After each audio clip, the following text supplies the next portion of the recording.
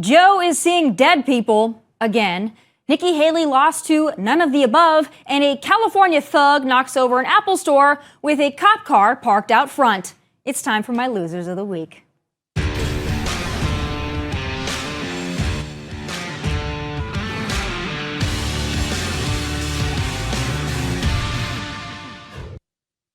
This Sunday in Las Vegas, either Taylor Swift's boyfriend's team will win or that other team that comparatively no one really cares about. And I don't know or care about the outcome at all, but I know someone is going to lose. But there are other losers to crown this week, so let's just jump right on in. First up, as usual, is Joe Biden and his failing brain. I know what some of you are thinking. It's rude and insensitive to point out the cognitive failings of an old man. Well, that old man happens to be the leader of the free world and is running to keep that title. So yes, I will point it out, and it's not that hard to do. In fact, even a dead person could recognize it. But Joe did this twice this week. First, while speaking in Nevada, President Joe Biden recalled a recent conversation with a French president who he confused with the German chancellor, but was actually a French president who has been dead, deceased, in the ground since 1996. Watch. People have pled guilty. Right after I was elected, I went to what they call a G7 meeting, all the NATO leaders. And it was in the south of England. And I sat down and I said, "America's back." And Mitterrand from France looked at me and said,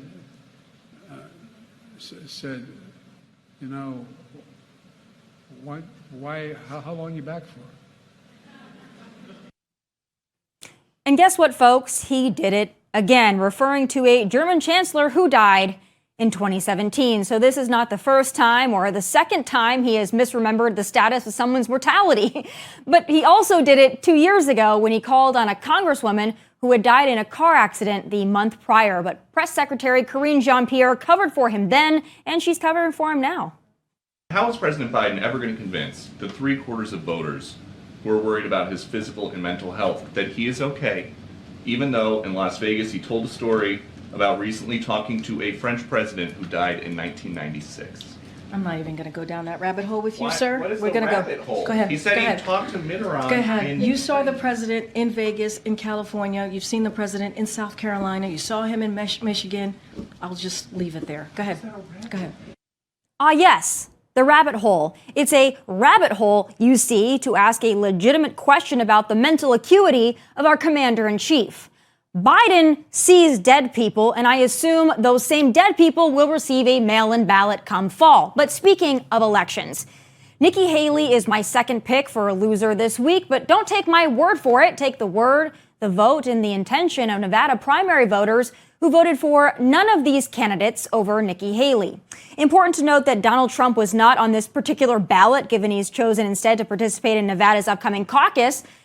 Biden sees dead people, and voters would rather have an imaginary person over Nikki Haley. Sounds about right.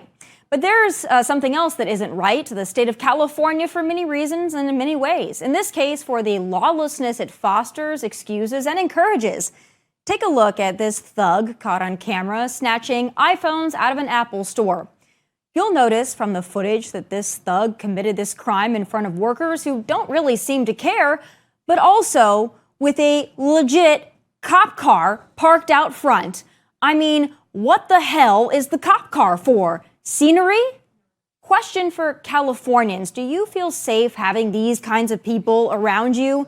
Do you feel safe knowing that they won't be prosecuted and will do this over and over and over again? Do you feel safe having them around your family members, knowing that they have no fear of consequences? Ponder that before you vote Democrat, or at least allow California to just break off and float out to sea so this kind of thing stays the hell away from the rest of us. Those are my losers of the week. Moving on now to some more highlights or perhaps lowlights of the week. Here to help me break them down is OutKick sports and entertainment writer and contributor, Mike Gunzelman. So, Guns, everybody's talking about the Taylor Swift Super Bowl. Here's one thing I find interesting, though. As much as NFL fans proclaim to be sick of the Taylor Swift onslaught, they're still happy to talk about it. I'm also sick of the Taylor Swift onslaught. I also don't care about football. So I'm going to talk about it anyway because I think it's a phenomenon. But yeah. What do you make of that? People hate that she's taking it over, but yet they talk about her every chance they get. It's like, it's so true. It's like the, it's like the ex-girlfriend, the ex-boyfriend that you're like, I can't stand her. And then all of a sudden just like, but I'm talking about her all the time still. It's like, I can't quit you or whatever that thing. You know what I mean? Like it's like you despise them so much. Some football fans do, but you're infatuated by it. It has been, it is the Swift Bowl, and it's been very interesting from like a pop culture standpoint to a media standpoint to especially a sports standpoint, because for years it was all, forever it was, especially with football, because it's football. You know what I mean? It's like the guys, the boys, you know what I mean? We're going to get drunk. We're going to hang around on a Sunday. Like, let the wives and the girlfriends do their thing. The guys are going to get together. Now you're seeing Taylor Swift just do nonstop up there. But it has been really interesting because has she fully broken in? You know what I mean? Like, I always argued that it was always going to be kind of divisive with her, because if people wanted to know about Taylor Swift, they're the type that would go to E! Or to like Fox Entertainment, and like you'll seek that out. But for football fans, there's a reason they don't go to that. It's because they want to watch their game. And now it's Taylor Swift nonstop, as you very well know. And I feel like there's definitely a backlash now. Is it completely her fault? She can't control the TV cameras, but she's also very, very manipulative, smart, concise. Her team is wild. They put like Kardashians to like to the top right there. Everything that she does is it's so on point for a reason. I don't know, though, because I don't feel like she needs the NFL. Yeah. So when people say, she's just soaking it in, she doesn't need the NFL. She's made the NFL money. So I get it to a point, because I'm sick of seeing the coverage, but I also understand that it's not her fault. And this isn't the first time that wives and girlfriends have gotten attention. Yeah. That's happened before. Giselle, obviously, some attention. I think the reason this is happening is not just because Taylor Swift is such a huge star, but because the matchup of Taylor Swift and Travis Kelce throws people off so much that people are intrigued to watch it. Right. Because she's never been with somebody like this before. Right. So I think that it's weird for her fans to see her with a football player. Yeah. That's not really her thing. She's with the skinny jeans, Joe Jonas, Right. Harry Styles type, Yeah, right? exactly. Yeah. And but I don't think it hurts that she is part of the NFL now either. You know what I mean? And that she purposely go out of her way to find Travis Kelce. No, I think like it was an organic, built-up relationship, and like, congrats to them. I want everyone to be happy in life or whatever. But like, it's not like it's not like she's not trying to go to every single game. You know what I mean? So she's obviously playing into it, but why not? And I can see that it's I guess some people, it's like the jock and like the musician, and maybe they don't match up and it's something different, but they always say like, sometimes you want that rebel of a guy, compared to like, what she's been used to or whatnot. She's done the, she's dated the actors and the musicians and those that were like business entrepreneurs, and now she's into the sports realm.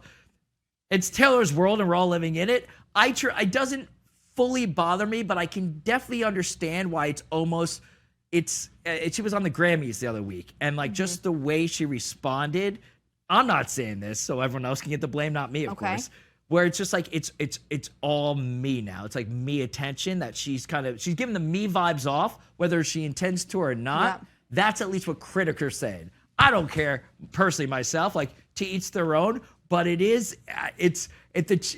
the Chiefs, let's just say this. The Kansas City Chiefs are so lucky that they made the Super Bowl, because their fans were going to riot over the nonstop coverage. They were like, Kelce didn't catch a touchdown pass in so many games. Yeah. They were like, is he distracted? Is it Taylor? Yes. Is it Brittany Mahomes? Because they're all hanging out now, blah, blah, blah. Chiefs fans, and I know this for a fact, they were like, I swear to God, Taylor, if you screw this up for us. So they're very fortunate. Because it's definitely her fault.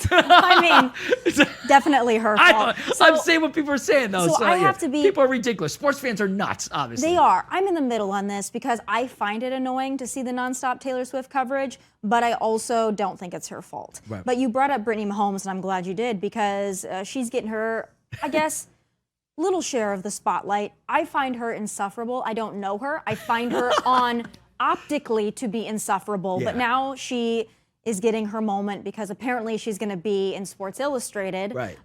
There's some photos. We have them. I'm wondering your take on this. In the past, Sports Illustrated obviously going through a rough time, having to pretty much lay off their entire staff. Didn't even because know they had a decided- I didn't even know there was a magazine anymore. Well, they went from putting obese people, trans people, and now you've got Brittany Mahomes.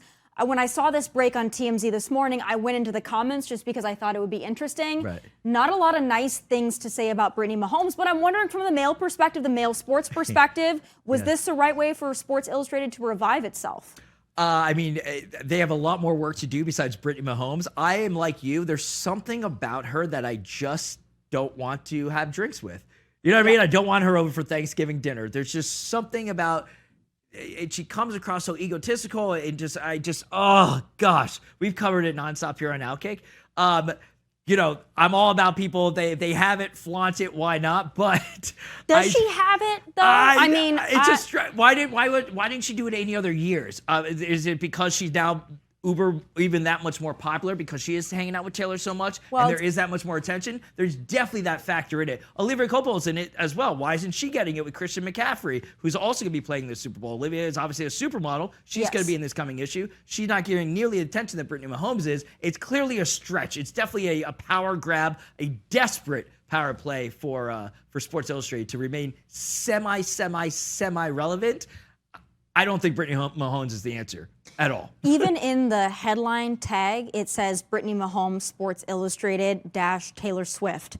So it has to be because and then in the article it's she's been seen hanging out with Taylor Swift. Yep. So again, all roads lead back to Taylor. One more Taylor Swift thing, and then we're going to move on. Thank God. The private plane thing. Right. The lawyer is sending the cease and desist to the college kid because he's tracking her jet, talking about her emissions. Yeah. Whose side are you on in this little battle? So this is interesting. So I actually recently covered this for OutKick as well because she just sold the private jet as well. One of them. Yeah, one of them. Yes. Yeah. Well, yeah. So for everybody out there that's just like, oh, she's going to do it for the environment. Yeah, right. She ain't going to be on American Airlines or JetBlue or anytime soon, right? She ain't, for all the Swifties out there, she is not flying commercial. She's doing it, and she's going to continue being with her larger jet right now. But I did think it was kind of interesting. Like I said, everything's super calculated with her and her team right now. I understand the argument from this kid, all right? He's a college kid. It's Taylor versus this college kid. Elon Musk tried earlier, a couple months back. He ended up banning the kid, but then revoked his suspension or whatnot on the outlet. The kid has the First Amendment right. Do I think that this is going to go anywhere from a legal standpoint? Probably not, because it is public information out there. He's just making it that much more known. On the flip side, though, I'm all about calling her out for the carbon emissions. I hate double standards. John Kerry, the rest of them, go screw yourselves. You know what I mean? They're so full of it. They are so full of it, especially when it comes to climate change stuff. But for the majority of them, do as I say, not as I do. But what I do think about this is does he have to track it in real time? We do know she has stalkers. This one dude got arrested 3 times in a matter of a day. That's not cool. That's God forbid something happens. I have plenty of friends that you do as well that are celebrities or in music or in whatever entertainment industry. There's weirdos out there. Do you have to do it like this? Why not wait till the flight lands and then rip her for the carbon emissions rather than track it in real time? I don't think that's a flex. You know what I mean? He also does Russian oligarchs. Rip them. Go after them. You know what I mean? But go leave after Taylor all. out of it. Yeah. You know what I mean? Because she hasn't done anything wrong. You know what I mean? She really hasn't done anything wrong. It's not really a power. She's not going to date you, bro. She's good. You know what I mean? You're not going to get Taylor Swift out of this. I just think it is interesting though, because we don't know how liberal she really is.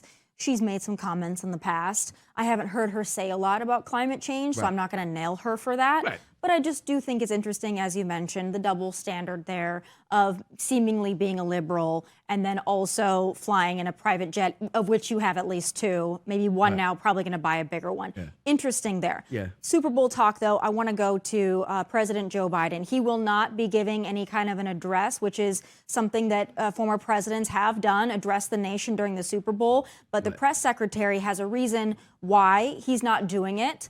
The reason is because his first language is gibberish, but this is her explanation. Let's take a listen.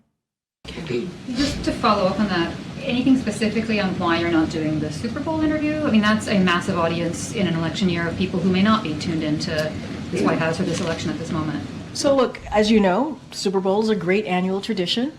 Look, the president certainly, President Biden looks forward to watching the game this Sunday, just like millions of, as you just stated, just like millions of Americans are going to be doing that.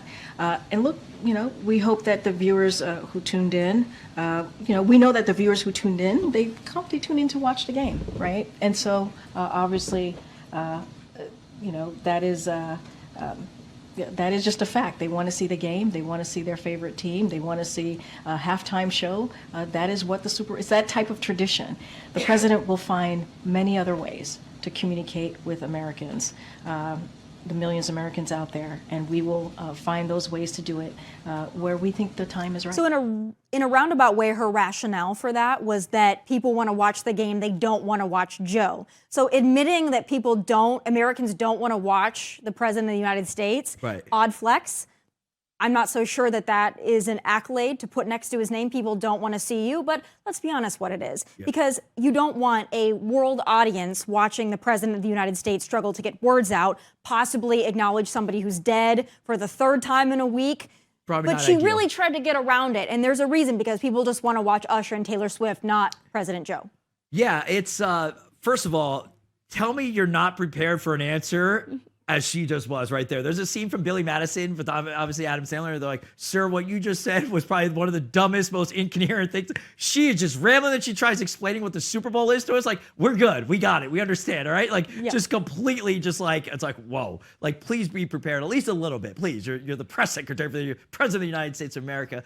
Yeah. I mean, are we surprised though? Like, absolutely not. I mean, Joe Biden he's never available for really press conferences, especially open press conferences. Yeah. We see that when anytime he's with an international world leader, it's just for the photo ops. They're never really taking questions anymore at all. Like, we see that.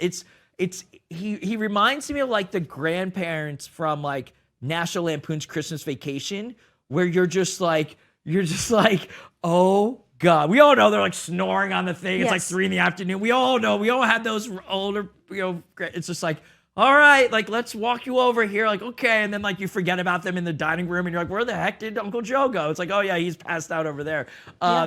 It's embarrassing. And like, I understand why, like, yeah, let's get to it. You don't want him to do this interview in front of a lot of people. Right now, as you can see, even from like the campaign, quote unquote, there's campaign trail, he's not to be found. He's nowhere. It's just, they're hoping for the conservatives and Republicans to kind of just self-destruct on their own and just have him kind of like swoop on in. But it's just, the gaffes, the misspeaks, everything that's been going on has just been very troubling for a country that has 350 million people. Yeah. That we have to rely on, whether it's him or whether it's like our Congress. The average age of Congress right now is the oldest it's ever been in our history. What are we doing here? What are we doing here? Like does he does he know how to use email? No. Does Nancy Pelosi's probably still got an AOL.com address? Like, you know what I mean? Like, what are we doing here? The last place that you want though is an international audience for President Biden, because he's not even doing smaller things, let alone that kind of stage. Yeah, and I'm also worried he would tell a tall tale about the time that he was in the Super Bowl or something. That's another concern that I have here. We all kind of like we've all been there where it's just like you might fib or maybe exaggerate when you're trying to impress somebody, like a first date or whatever. It's like, oh, I'm like trying to like impress people at the bar or whatnot. We all have those tales or whatnot, but not like he has. I didn't lie about like sports I never played or like what or just the amount accolades. He said he was an All-American. He would have been an I mean, the stories, comical if they weren't so embarrassing. Last thing I want to ask you about is another president, former President Donald Trump. So this week on Truth Social, he talked about possibly forgiving Bud Light with their Dylan Mulvaney transgression. And he posted that saying, maybe it's time. And he kind of posted it with a question mark. It wasn't a directive. It was more of a, maybe it's time to move on. Maybe it's time to give Bud Light another chance. Mm-hmm. First of all, do you agree with that? And second of all, do you think that Trump saying it is going to make a difference? So I do like my light beers. I will say that because I feel like they taste like water and I can drink a lot of them. So I will come out with that though, initially. I think it's interesting, but I think he's also stirring the pot. Anything that he does, he knows what he's doing. Will it have an effect? I'm sure some people will acquiesce at least a little bit. I'm not all for personally canceling things outright. Like I wasn't gonna hate somebody if they drank a Bud Light, but I also am not gonna be mad at somebody if they were just like, hey, I don't agree with your values, I don't agree with this business decision, I don't agree with anything that you just did, and why you forced it down us when you guys were doing so fine on your own. Bud Light, like, why'd you have to do that? Teach their own there. I think he knows what he's doing there. Some people are calling him a sellout. I don't think it's a sellout move. The question mark is kind of well, could it be another interest, perchance, as far as Anheuser-Busch, and maybe he has some interest in appeasing some of the folks over there? That's been reported that possibly, again, not confirmed, but possibly a fundraiser or something with someone tied to Anheuser-Busch might be involved in this, and so he kind of wants to smooth things over, and he's got a lot of influence on the conservative community. Right. I personally, though, as much as I like Donald Trump, it bothers me, though, that people that were saying screw Bud Light for almost a year now would say, oh, well, Trump says it's okay. That, to me, shows a lack of integrity and a lack of understanding of why you did it in the first place. If you're so quick to just forgive Bud Light just because Donald Trump said it was, I'm not so sure that that's a lot of integrity. And I'll give you that for sure. Like, I think that's when you lack, like, standing, when you lack principles, then you're just full of it. I completely agree with you. And we've seen that from other celebrities that are just like, they'll say something and then they get caught drinking it, or so-and-so, like we said before, John Kerry, all about this, and then he's doing his private jets. It's the do as I say, not as I do. I agree with you on that. Like, have some integrity, the thing is, it is Donald Trump, though. So, I mean, he's done more absurd things and said more absurd things in the past.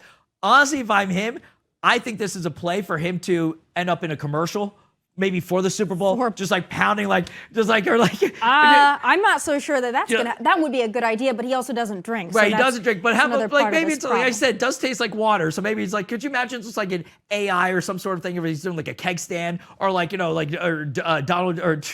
Jr. is doing like a keg stand. Maybe it's a way to play into that. That's how, if Bud Light wants to bring back their brand, they have Peyton Manning doing a commercial. You can tell that they're desperate to try and do this.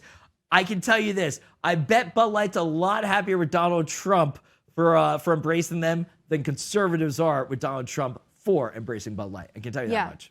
No, and again, I understand we don't like cancel culture. For me, it would take Bud Light acknowledging what they did and why it pissed people off. We're coming up on a year of the Dylan Mulvaney March Madness Bud Light promo. This is my 1 year of wearing woman face. That still bothers me. If they think that people are just going to forget what they did, I'm not so sure that that's going to happen. But if you had a stance on it, it shouldn't matter that Donald Trump's saying it's okay. Now, you have to find that within yourself. If you want to forgive Bud Light and you want to drink Bud Light again, all good. But I think you got to have a moral compass, and it's not just whatever Donald Trump does is okay. Right. I don't think you should be, hook, line, and sinker with anybody out there. I mean, like you said, there's three, like. I would also say this. Donald Trump was also in favor of the COVID vaccines. I wasn't about to go get a COVID vaccine because Donald Trump said they were okay. Yeah. Personally. I always say it's your own life, live it for yourself. And, you should be more self-observed with yourself than somebody else and what they're telling you. That's my advice to everybody out there. Like, in the end, it's you. But you can take guidance from other people, but to just don't do the Swiftie model where you follow every single thing that they're doing, especially for politicians. Let's be honest out there. Donald Trump is our Taylor Swift. So oh God, that'll be a clip. Yeah. I mean, I think it's not wrong. It's not a wrong assessment. He runs as far as the political. That is so actually that is, you can use that later. That's good. Just credit me. But Donald Trump is our Taylor Swift. As far as like running the political climate, that is so true. Just like that. I mean, like you said, no matter what they try throwing at him, as we've seen the poll numbers, the movement is still behind him. Doesn't matter anything that's happened to him.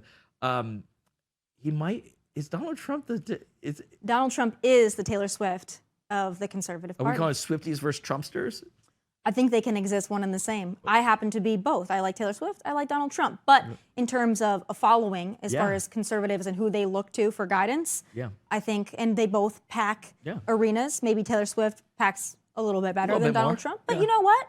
Comparable. When you look especially when you talk about politics. I mean, who else has that kind of poll? Exactly.